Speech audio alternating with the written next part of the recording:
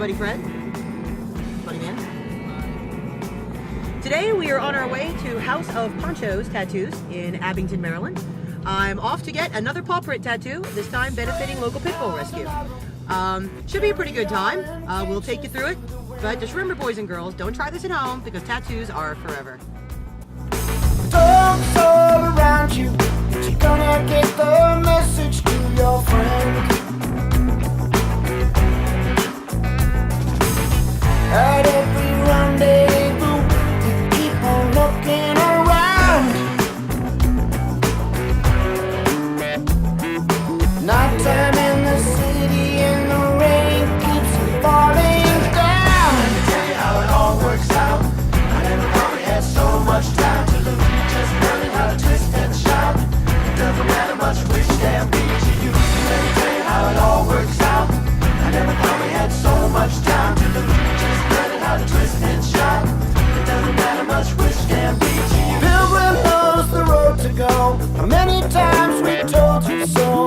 Burn you up and I'll burn you down. Burn you up and I'll burn you down. No rhyme or reason, no way to make it easy till it's done. Burn you up and I'll burn you down. Burn you up and I'll burn you down. So you cross into the other side of the street. Burn you up and I'll burn you down. Burn you up and I'll burn you down. Shoot no better, but you keep turning up the heat. Let me tell you how it all works out. Whenever thought we had so much time to lose. Just learning how to twist and shout. It doesn't matter much which damn beat you use. Let me tell you how it all works out. I never thought we had so much time to lose. Just learning how to twist and shout. It doesn't matter much which damn beat you use. Poncho's Tattoos. I'm here with Jessica from Jasmine's house, which is one of the pit bull rescues that's going to be benefiting from me getting a tattoo on my leg. And everybody else getting tattoos on various body parts. Well, I've got Jessica here. I figured we talk a little bit about Jasmine's house and how it works. Now, you're basically a pit bull rescue? Are you exclusively pit bulls, or do you guys work with other dogs? Mostly just pit bulls. Jasmine was one of Michael Vick's pit bulls, and in her passing, her owner, Catalina Sterling, worked in the rescue and her aunt. So it's just kind of our way of giving back to the breed, just trying to rehabilitate the way society believes and thinks of them, and just kind of help the breed and get them back into the positive light that they should be in. Fabulous, fabulous. Now, do you guys have like a central location, or are you like a network of fosters? Yeah. Like, how are you helping the dogs? What exactly is that? How does that work? Well, we don't have a facility. We do everything out of our homes, volunteers, fostering, fundraisers, try to raise money to pay vet bills and have the funds to be able to pull dogs, and we use t-shirts and different merchandise to get the money in. We have about 20 dogs in this program right now. And we're spread out from, we have like one foster in PA all the way down to DC. Most of us are pretty much in like the Frederick, Baltimore area. This is the part where I don't jump on the first needle. Yeah, you'll be alright. I don't see you being a jumper. No, just being prepared. Don't jump. Now I'll do it just because we said it. Now I'll jump. All right, so let's define for a minute, because it's apparently something that's a kind of a big point of debate. What exactly is a pit bull? Well, pit bull is not a breed. The only breeds that are technically represent a pit bull is the American Pit Bull Terrier, the American Staffordshire Terrier, and then the American Bull Terrier. And those are just basically what's been claimed as a breed through AKC and CKC.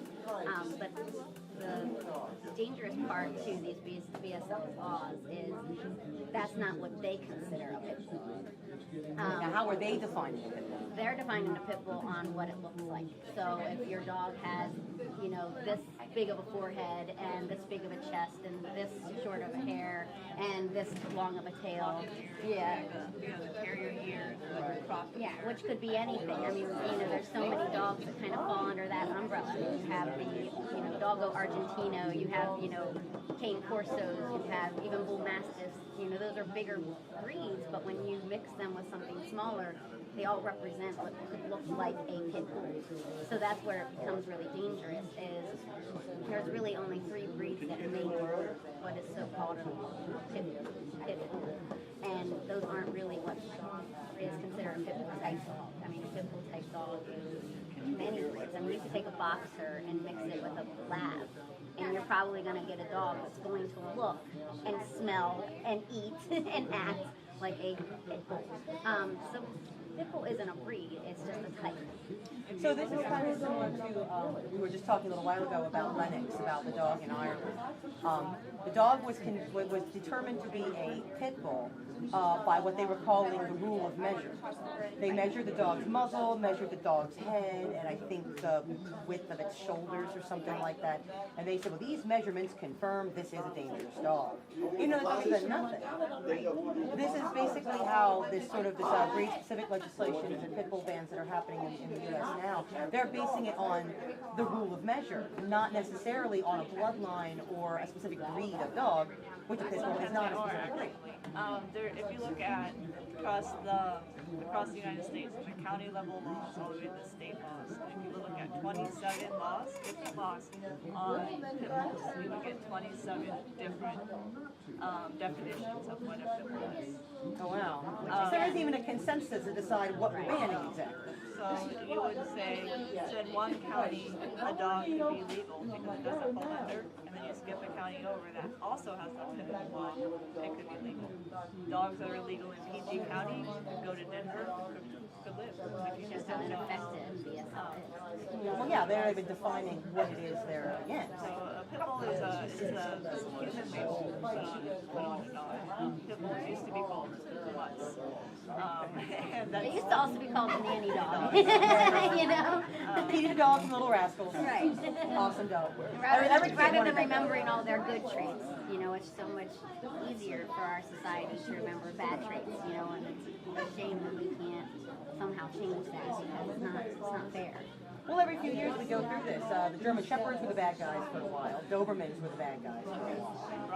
Rottweilers were the bad guys. Well, that's the thing, any breed is Right, yeah. 75 dogs on this so-called dangerous list, and it's like, you know, what breed is next? I mean, what are they deciding? Okay, well, we've heard that, you know, your Yorkie is mean, and we've got too many Yorkie stories, so now Yorkies are going to be banned? I mean, what's next? What breed is next? I don't think people realize how dangerous BSL is and how it can affect any one of us. You know, a lot of times people go, oh, well, it doesn't affect me. My dog doesn't fall under that. Yeah. They can measure the head of your Labrador. Yeah. Your lab actually could be considered what, you know, falls under a breed. That's dangerous. I mean, we learned during Beyond the Myth that Great Danes are on that list, and I didn't know that. Really? Never judge a book by its cover. Yeah, well, that seems to be the ultimate lesson of this whole kind of BSL thing. Right. They don't even know what it is they're after, and they're going simply by this rule of measure, which condemned that poor dog in Ireland. And now basically that's what we're looking at here. Is they're condemning by a rule of measure, which is absolutely nonsense. And the worst part is, I mean, like in Denver, when they put BSL in place, I mean, since then, over 4,000 dogs have been euthanized, 4,000 innocent dogs, you know, and that's not fair. Because they fall under the arbitrary measure. So, I'm filming, so. Oh, okay. Are you waiting for me to cry like a little girl? No, because I know better. Okay. Can we kind of condense it, kind of simplify a little bit, explain exactly what the BSL or breed-specific legislation is about?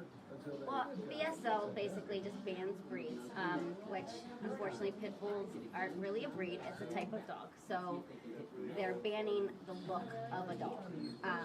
And if your dog falls under that umbrella of how a pit bull type dog should appear, it is considered dangerous. Like, you can own a pit bull, but if you rent, you're kind of put yourself at risk, because now that with this new ruling, they're saying that they can hold the landlord and the apartment complex liable. If something happens, If something were to your dog. happen, yeah. So if your dog were to get out and, heaven forbid, some horrible situation happened, they would hold you as the owner responsible, which they should. I mean, as any responsible owner, you should take responsibility for your animal, whatever breed, whatever type of animal it is. But they're also going to go after property owners, and that's why people aren't wanting to allow renters to own these types of dogs, because they're not going to take responsibility for something that they shouldn't have to be held responsible. Right, and now this has led to a lot of the problems that have been happening since this. It's actually a court opinion. It's not a law. Right. It's being called a legal opinion. Since this happened, a lot of people have been finding themselves evicted from apartments and rented homes. Certainly within city limits of Baltimore, but I don't know how far that spreads. But that's actually a fallout from this legal opinion. Yeah, and it's just in Maryland, you know, it's just a court ruling in Maryland. It doesn't affect any other states. I mean, there are BSL in other states. And it's not BSL, like we don't have BSL in Maryland. We have it in PG County, and I think Cecil have it, or is it just a rumor that they have it? Okay. So just in PG County, they actually have BSL, which means that in that county you cannot own a pit bull, period. And if you do, they can take your dog from you, which is a shame. Yeah. So thankfully we don't have BSL throughout the whole state, but the court ruling is a small enough example of BSL that it's putting a lot of dogs out of their homes. And it's making our job much harder because we already have so many dogs in need that are, you know, left out on the street as strays or in shelters or just being neglected and abused, that adding to this and taking away dogs from responsible dog owners that deserve their dogs just isn't fair, and it's not going to help us with what we're trying to accomplish and all the other wonderful rescues out there. And it certainly doesn't do any good to solve the actual problem because the responsible dog owners are not the problem. Right, and the people that aren't responsible aren't going to follow the rules to begin with. So they're the ones that are going to hide their dogs, and they're the ones that are going to just go get another dog and still mistreat the dog. So, you know, the only people that really get punished in this in the long run is us.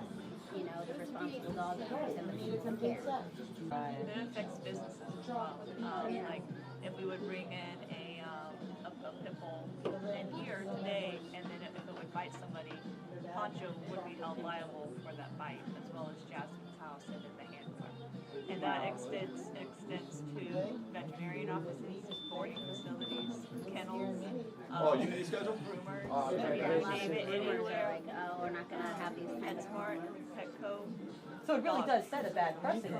If you're a responsible owner, it'll be hard for you to get your dog bathed, get your dog his shots, get Boarded to go on boarded on vacation. vacation, teeth cleaned, anywhere you might take your dog becomes a problem. And in all reality, then that affects our economy. And that just shows again why it's an irresponsible ruling, because now you're punishing business owners. You know, I mean, groomers are losing, you know, clients because they feel that they need to for their own insurance liability, not necessarily because they don't trust their clients, you know, So it's very Orwellian in its level of propaganda then, that it really has everybody imagining something that hasn't happened and they're already punishing people for things that haven't happened yet, which is ludicrous. yeah. You're basically telling me that my dogs are dangerous when you've never met them just because of what they look like. I mean, that's no different than racism. And yes, kids, in case you're wondering, the needle goes in and out of my skin, planting the ink underneath. I might not show it, but this can hurt, folks.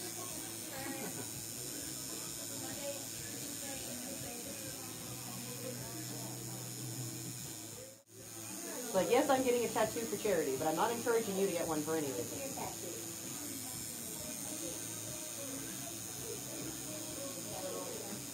What they need to do is actually start holding dog owners more responsible. I mean, I don't know how it would be really hard to do, but if maybe within registering your dog, you had to also prove that you've already attended and completed an obedience class. And, you know, I mean, I know when I get my dog registered, I have to show that they've been spayed or neutered and that they have their rabies shots. Okay, well, then take it a step further and require that they have to have some type of training so that you are saying that I am a responsible dog owner. You know what I mean? Right. And then that way, if your dog were to get in this situation and you haven't registered and you have no proof that you've taken the measures, then that's a different step that they can do to punish that dog owner. You know, if they make it a fine, it's crazy. You know, $5,000 fine. At least it'll put a little bit of fear in them to go. To spend that $150 on Right. going through like the the CGCs or something. Exactly. And the registration's like $4. I mean, it's so simple to register your dog. So, I mean, and just like you said, I mean, you can get puppy obedience class or CGC for $150. That's nothing, really, when you consider what it's doing. I mean, it's teaching you and your dog, and it's creating a bond between you and your dog so that you understand one another and that you speak to one another and you listen to one another, like, training isn't just for the dog, it's for the owner. Oh, sure. Yeah. You know, and it's such a bonding, wonderful experience to do that with your animal. And when you see that, oh my gosh, you're listening to me. You know, like, I say sit, you sit. You know, like, He actually did it.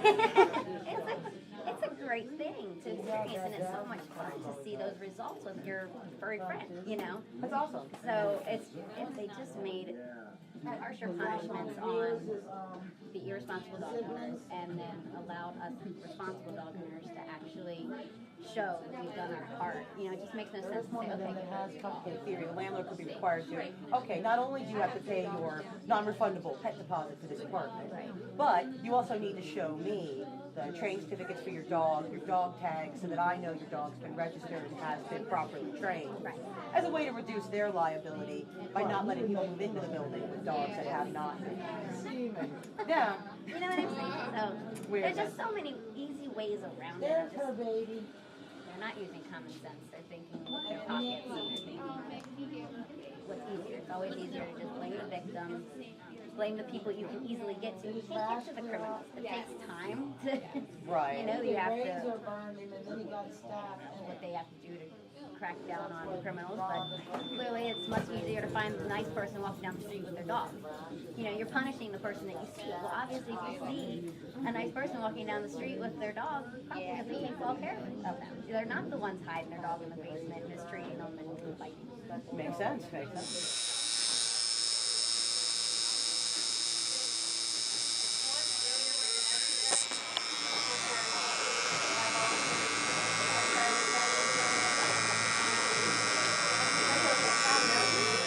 Well, and if every dog is actually a descendant of the wolf, then how is there anything actually pure? How is anything pure?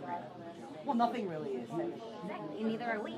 Yeah, true enough. So again, this is why BSL doesn't work. Like I said, we've actually had the conversation about not looking like I'm Native American and Irish, and I don't look like either one. So. Let's hope that, well, you're in luck. If they decide to ban Irish people, you're good. Yeah. If they decide to ban the Irish, they'll think I'm an Indian. If they decide to ban the Indians, they'll think I'm Irish. Right. Little hair dye, and I'm off the hook. So it's just, it doesn't make any sense. You know, I mean, you can't judge anything by their outer exterior. And that really is the whole basis of what they're judging it on, of deciding what a pit bull is. Right. Yeah, that's Not sad. by their actions. Like Lennox. Yeah. You know, Lennox didn't get in trouble for something that he's done. He got in trouble for what he was like. We got more prints. I want the camera upside down. It's gonna look awesome when I go to put it online. Remember to flip. Flip this video. There we go. Well, okay. Well, thanks a lot for talking to me. I really appreciate it. Thanks for talking to us. If people want to get information about Jasmine's house, where would they go? Is there a website? Is there www.jasmineshouse.org. Jasmine'sHouse.org. There we go. Okay. Well, thank you very much. Thank you. Okay. Well, that was fun. Hope you guys all learned something important, especially about looking at dogs a little bit differently. That's really the whole point here. The whole point is not all dogs are bad dogs. No breed of dog is a bad breed. It's important to punish the right people and responsible. And when I say right people, I mean people, not the dogs. So my tattoo's done. Fred didn't get one. He was a coward. Neither did Buddy Man. But I did. It's right here.